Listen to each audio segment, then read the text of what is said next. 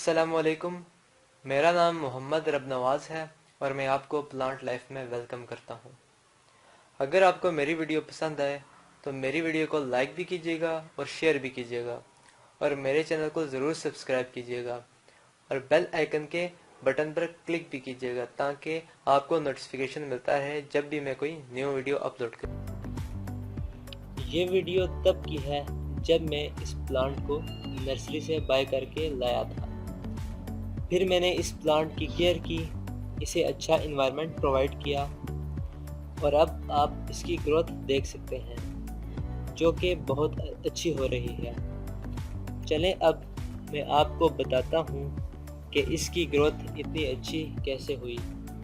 इस प्लांट के पॉट की मिट्टी बहुत नरम है।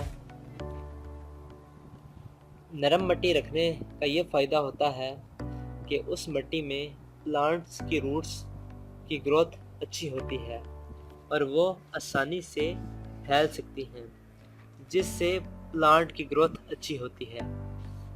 अगर आपके पॉट की मिट्टी सख्त होगी तो प्लांट की ग्रोथ अच्छी नहीं होगी।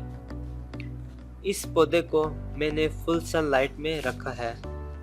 इसे कम से कम दिन में 4 से 5 घंटे धूप लगती है और वाटरिंग इसे मैं तब करता हूँ जब इसकी सरफेस 1 इंच तक ड्राई होती है और इसकी मिट्टी वेल ड्रेनेज है।